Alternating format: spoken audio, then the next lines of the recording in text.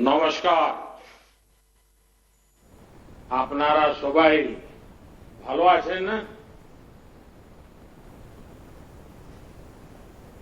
95 वर्ष से निरंतर देश की सेवा करना किसी भी संस्था या संगठन के लिए अपने आप में बहुत बड़ी बात होती है।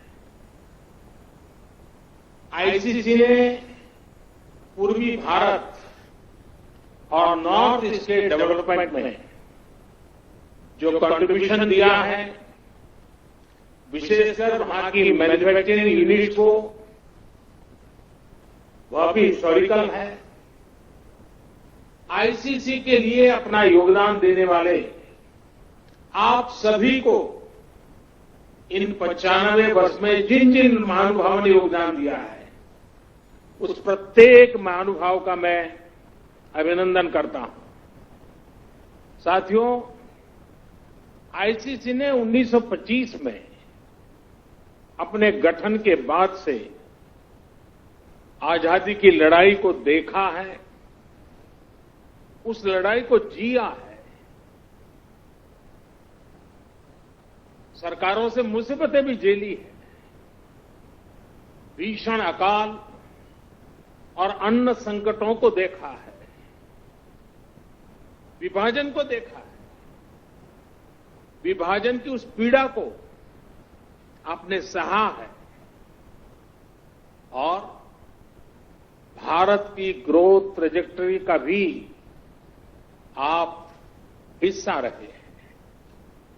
अब इस बार की ये एजीएम एक ऐसे समय में हो रही है जब हमारा देश मल्टीपल चैलेंजेस को चैलेंज कर रहा है। कोरोना वायरस से पूरी दुनिया लड़ रही है, भारत भी लड़ रहा है, लेकिन अन्य तरह के संकट भी निरंतर खड़े हो रहे हैं। कहीं फ्लड की चुनौती, कहीं लॉकस्ट, बंगाल पे जिसको पोंगोपा कहते हैं, पोंगोपा का कहर, कहीं ओलावृष्टि, कहीं असम में ऑयल फील्ड में आग, कहीं लगातार छोटे छोटे अर्थक्वेक की खबरें। ये भी कम ही होता है कि पूर्वी और पश्चिम क्षेत्र में एक के बाद एक 2 साइक्लोन चुनौती बनकर के आए। ऐसे तमाम फ्रंट्स पर हम सभी एक साथ मिलकर के लड़ रहे हैं। कभी कभी समय भी हमें परखता है, समय भी हमारी कसौटी करता है, परीक्षा लेता है। कई बार अनेक कठिनाइयां, अनेक कसौटियां एक साथ आ जाती है, लेकिन हमने ये भी अनुभव किया है कि इस तरह की कसौटी में हमारा कर्तृत्व, हमारा कृतित्व उज्जवल भविष्य की गारंटी भी लेकर के आता है। किसी कसौटी से हम कैसे निपट रहे हैं,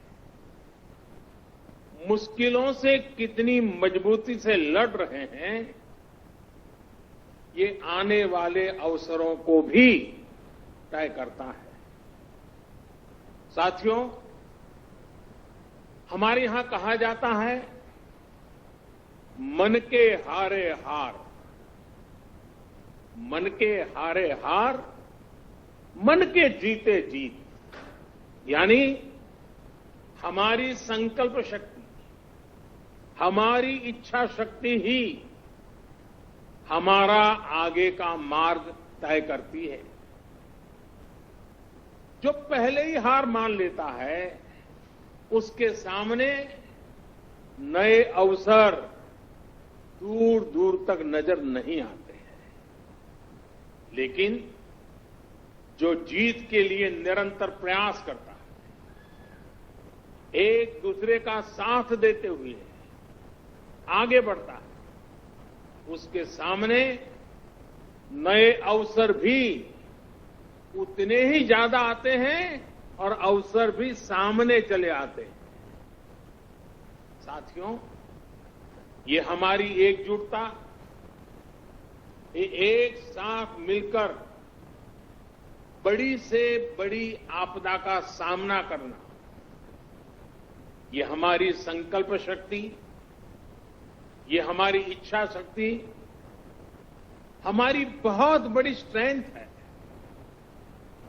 एक राष्ट्र के रूप में हमारी बहुत बड़ी ताकत है। मुसीबत की दवाई, मुसीबत की एक ही दवाई है, मुसीबत की दवाई मजबूती है। मुश्किल समय ने हर बार भारत के डिटर्मिनेशन को अधिक स्ट्रेंथन किया है। एक नेशन के रूप में देशवासियों के रिजॉल्व को ऊर्जा दी है, संकल्प को शक्ति दी है। यही भावनाएं आज आईसीसी के आपके मेंबर के चेहरे पर भी और देशवासियों के चेहरे पर भी मैं देख सकता हूं, मैं पढ़ सकता हूं। करोड़ों देशवासियों के प्रयासों में मैं एक नई आशा देख सकता हूं, नया विश्वास देख सकता हूं। कोरोना का संकट पूरी दुनिया में बना हुआ है, पूरी दुनिया इससे लड़ रही है। कोरोना वॉरियर्स के साथ हमारा देश इस लड़ाई में जरा भी पीछे नहीं है, लेकिन इन सब के बीच हर देशवासी अब इस संकल्प से भी भरा हुआ है कि इस आपदा को अवसर में परिवर्तित करना है। इससे हमें देश का बहुत बड़ा टर्निंग पॉइंट भी बना रहा है। ये टर्निंग पॉइंट क्या है? आत्मनिर्भर भारत, सेल्फ रिलायंट इंडिया। आत्मनिर्भरता का, सेल्फ रिलायंस का ये भाव बरसों से हर भारतीय ने एक एस्पिरेशन की तरह जिया है, लेकिन फिर भी एक बड़ा काश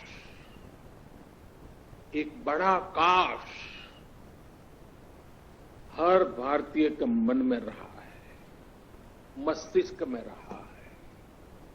ये काश क्या है? काश हम मेडिकल इक्विपमेंट के क्षेत्र में आत्मनिर्भर होते, काश हम डिफेंस मैन्युफैक्चरिंग में आत्मनिर्भर होते, काश हम कोल और मिनरल्स के सेक्टर में आत्मनिर्भर होते, काश हम एडिबल ऑयल में, फर्टिलाइजर्स के क्षेत्र में आत्मनिर्भर होते, काश हम इलेक्ट्रॉनिक मैन्युफैक्चरिंग में आत्मनिर्भर होते, काश हम सोलर पैनल्स, बैटरीज और चिप मैन्युफैक्चरिंग में आत्मनिर्भर होते, काश हम एविएशन सेक्टर में भी आत्मनिर्भर होते।